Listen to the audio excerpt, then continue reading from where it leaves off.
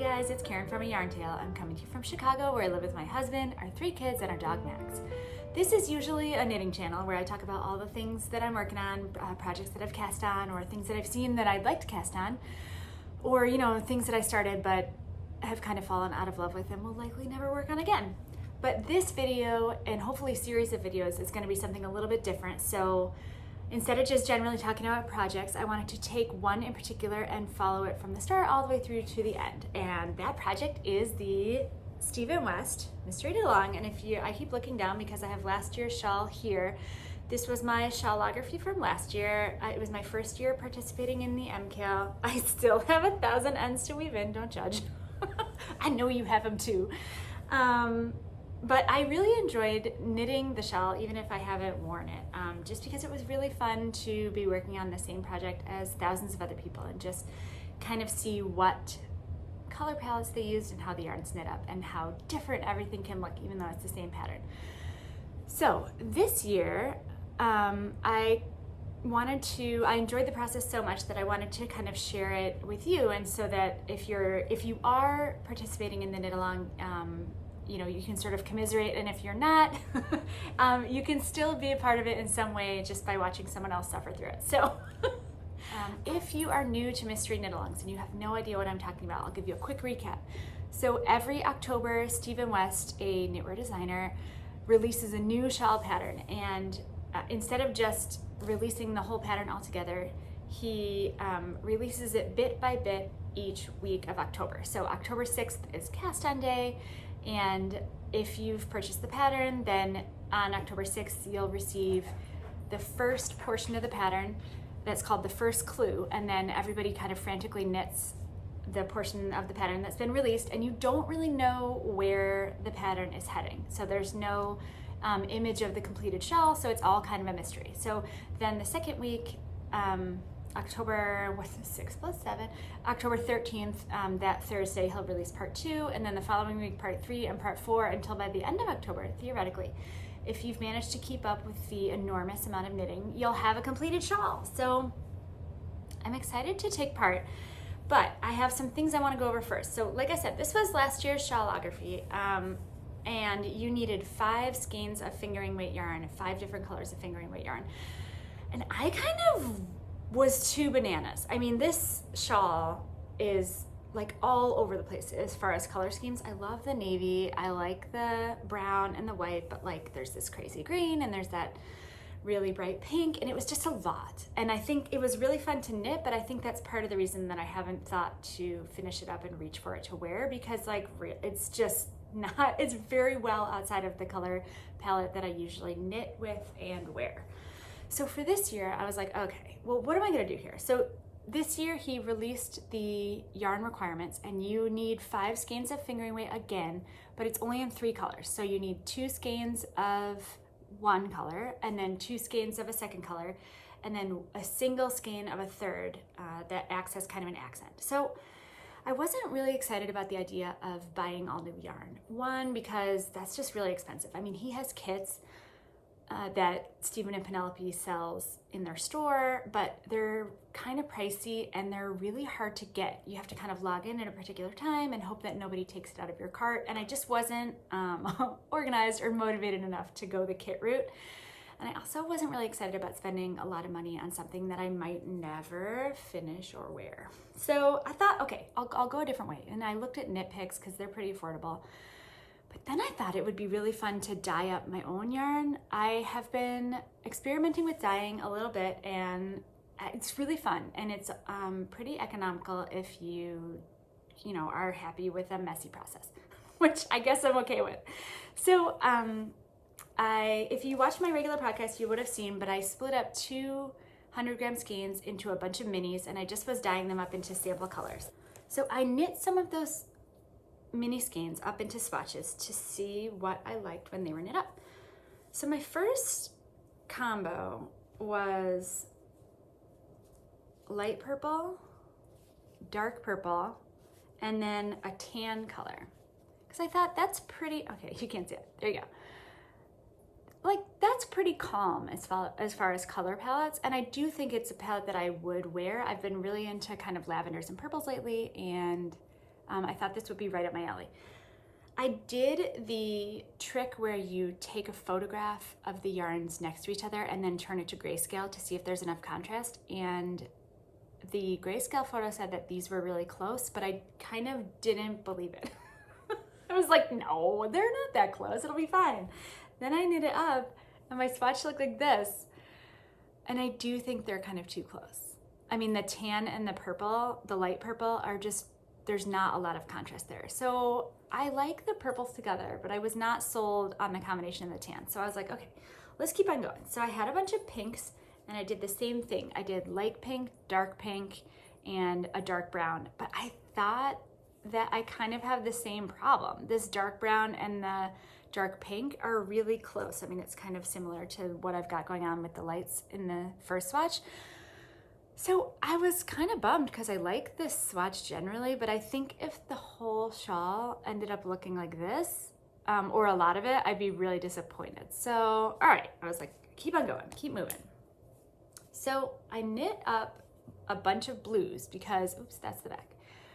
Because I dyed up a whole bunch of blues, like a different, kind of a whole gradient of blues to see which I like best. So I did light blue, dark blue, and the dark brown again. And I do think this solves the contrast problem. I mean, you can see each color pretty distinctly in this swatch. But the more I looked at it, the more I was like, am I really gonna wanna wear that as a shawl? Like, I don't know. That didn't seem very excited to me. It kind of just looked, it was really giving baby blanket as a vibe, not really something I would want as a shawl for myself. So then I didn't know what to do. So I was like, all right, what I am really trying to avoid, if I'm being completely honest, is this combo right here. It is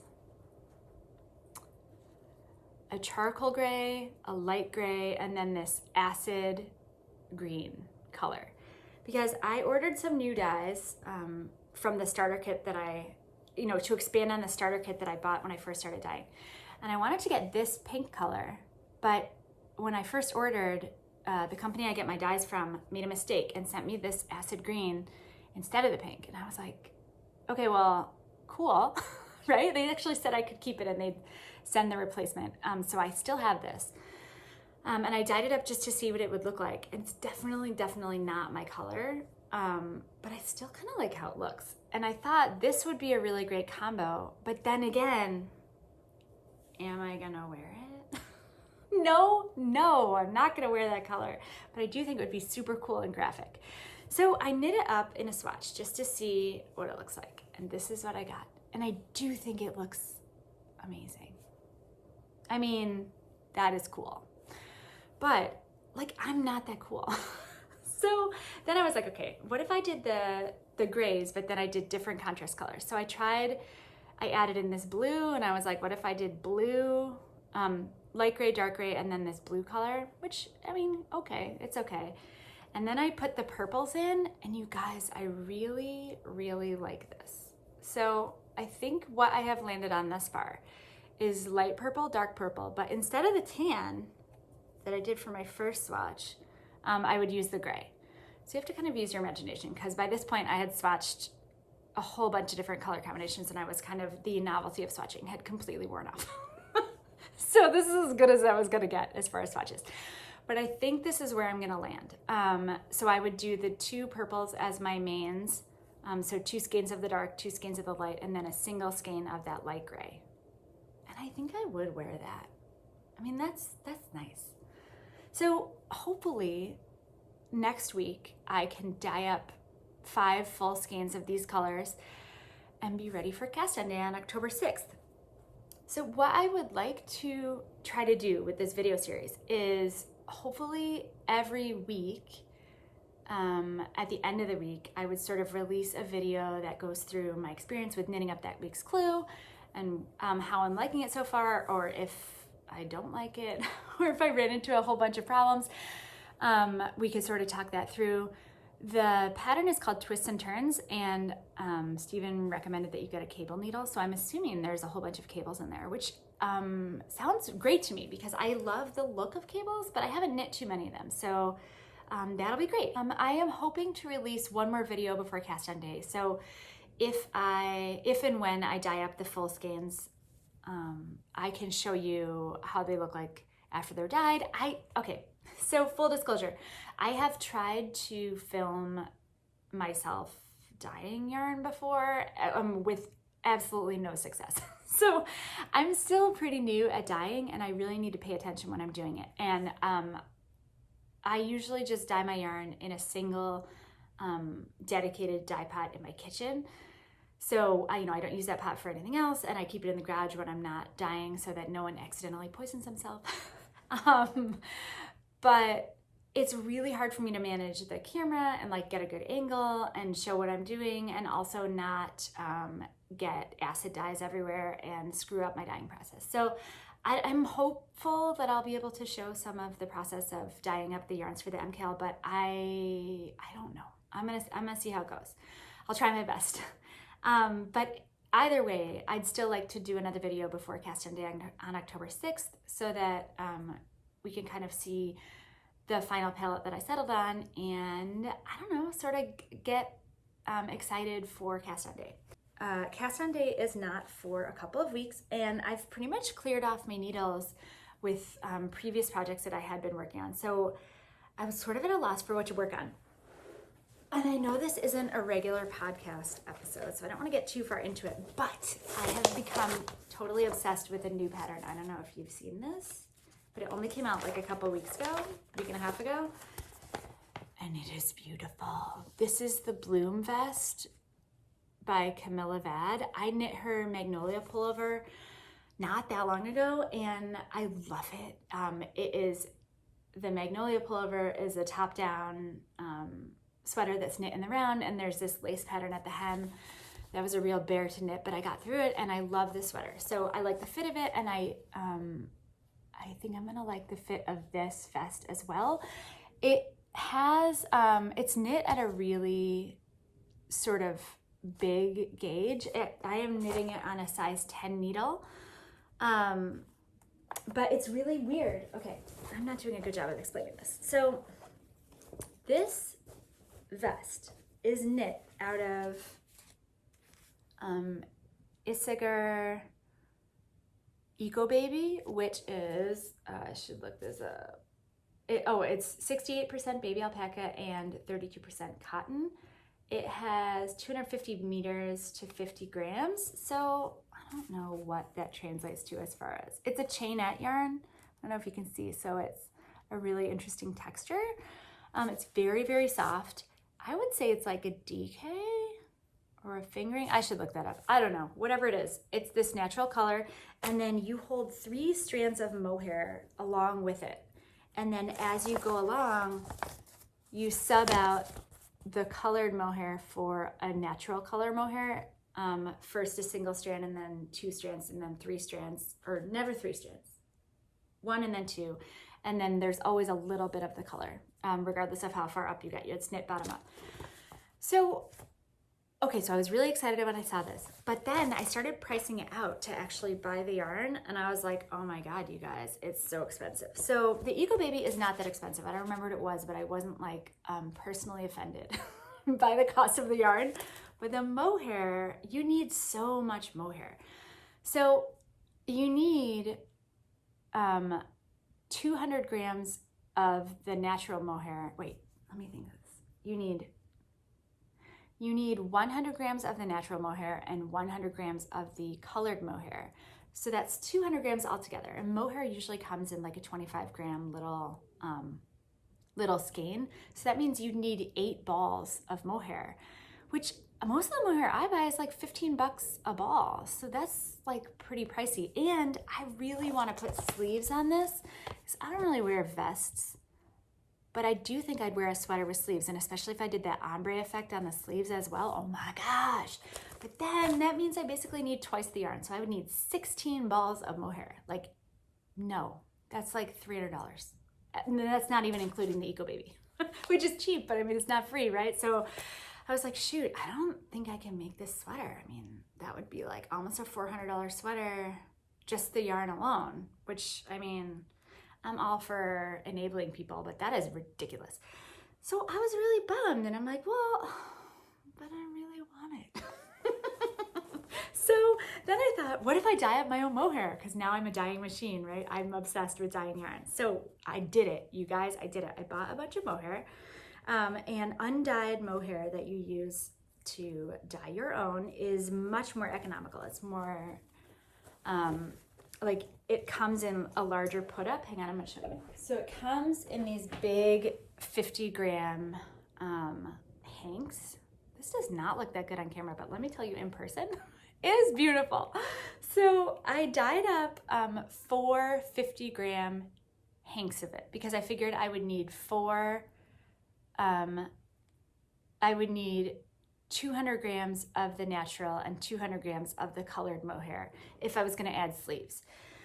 So I dyed up 4, I balled up some of it. Like, look how pretty, ooh, hang on, it's flying all over the place. Look how pretty that is. Oh my gosh, it is so pretty. I'm so pleased with how this turned out. This is just the natural mohair that I bought and wound up. So this is kind of, it comes in a hank, but I balled it up like this, and then I dyed 4 cakes, 200 grams of this, and it's like so shiny and beautiful. And the color, like in the hank, it looks kind of underwhelming because there's a lot of variation. Like this is like lighter here, and then there's some areas that are super dark because I tried to stir it in the pot, but I was terrified that it would become tangled because sometimes it happens when I kettle dye the yarn, and I was like, I'm never going to be able to untangle 200 grams of silk mohair. Never, like never. I'll just have to throw it out. So I tried to like move it around in the pot, but I was really gentle. So it resulted in a lot of variation, which I was like, shoot, am I gonna like that? I don't know. But you guys, when you cake it up, it just looks beautifully tonal and amazing. And I started knitting it, I cast on because I'm completely obsessed. And I was like, maybe I can finish this sweater before the MKAL. No, I can't, but I can at least start it. Hang on, it's all tangled up here. Wait a minute. Okay, so you cast on bottom up, and you knit a whole bunch of ribbing. This looks really weird on camera. It's like kind of blowing out. It's actually fairly dark in real life. Well, use your imagination. That is not showing up great, but it's like this really cool marled effect, and it's super squishy and fuzzy. I don't know if you can see that halo. It's like super fuzzy. There you go. So you do a whole bunch of ribbing. By the way, this is 1 day of knitting, so this is like lightning fast. And then it turns to stockinette. Like I did the tiniest bit of stockinette there, and it just is stockinette all the way up to the armholes before you separate front and back. And I believe there's some short rows in there. I don't know, I didn't read that far. But basically, this is the Eco Baby yarn and 3 strands of the colored mohair together. So in a minute or two, in a few rows, I'm gonna start subbing out the colored mohair for 1 strand and then 2 strands of the natural undyed mohair so that you'll get kind of an ombre effect. It's like a dipped effect, and eventually it will turn into more of this color. This was my swatch, and I used the least amount of colored mohair in this swatch. So this is 1 strand of the Eco Baby, and then 1 strand of the colored mohair and 2 strands of the undyed. And so it's like much, much lighter. So that will be the top.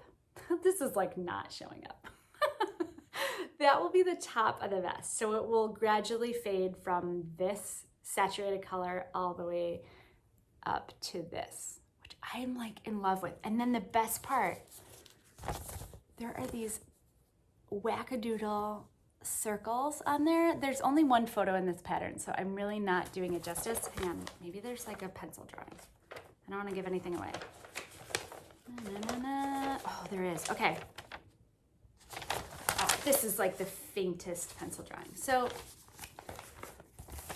it comes with these, you cannot see this, can you? So once you're done knitting the vest, you cut out these circles out of paper, and then you stitch around the circles and embroider them which I don't know how to embroider, but I'm gonna find out. So I don't think this is giving anything away because I'm just gonna show you the finished picture. But like, look how beautiful that is. It has those circles on there and you can put them anywhere you want. And I figure if I hate it or if I'm really bad at it, I can just pull it out because it's just literally added after the sweater is knit. So I can just, you know, rip it out, cut it out, and it'll just be a plain ombre sweater, which sounds amazing in and of itself. So I'm excited. I'm hopeful that there won't be an issue adding sleeves. The way it is now, you knit the vest and then instead of putting on sleeves, you just do the tiniest bit of ribbing and that's it. But I figure if I just pick up, because I believe you pick up, or you have live stitches, I don't know. Whatever you do with those stitches, I was just gonna knit the sleeve all the way down, and if I need decreases, I'll do it, and if not, I'll just like cinch it at the bottom with some ribbing. I mean, it's all very loosey-goosey. I'm excited. I am excited that my mohair dyeing was pretty successful, given that I have no idea, I've never worked with mohair before, but it didn't seem to react much differently than the wool, and the like extreme tone, like that's not good. I must have had my tie right there, right? It's because I tied it up a bunch of times because I was really nervous about it being tangled. But sometimes when the tie is over top, it must have been like that, and then the dye doesn't get underneath the tie. But you know what? In the cake, like you definitely cannot tell. And in the knitting itself, it's so marled that like it's like yet more of the tonal effect. So that's really exciting. I'll keep you posted how it goes. I'm gonna try and finish up as much as I can before October 6th so that it doesn't interfere with the MKAL. But I just wanted to check in and let you know how things are coming along for the Mr. Knit Along. If you are doing the Mr. Knit Along, please let me know what colors you're using. I love to see everyone's color palettes. That's like half the fun of doing the Knit Along itself. If you would like to follow along for the Mr. Knit Along, don't forget to like and subscribe this video so that you don't miss an episode. There's also an email address for this channel, which is ayarntail@gmail.com. I'm on Instagram and TikTok as Not Fancy Knitter, so if you want to follow me over there, I hate to recommend that anyone join TikTok because it's such a rabbit hole, but if you are interested, I have a lot of fiber related stuff that is more general and not just for knitters. So hopefully I'll catch up with you over there, and I can't wait to see where this takes us. And hopefully I'll have one more video before cast on day and we can tackle this knit along together. Happy knitting.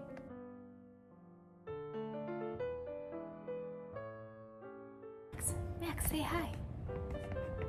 Hello. Okay, hang on, let me fix it. Oh no, what have I done?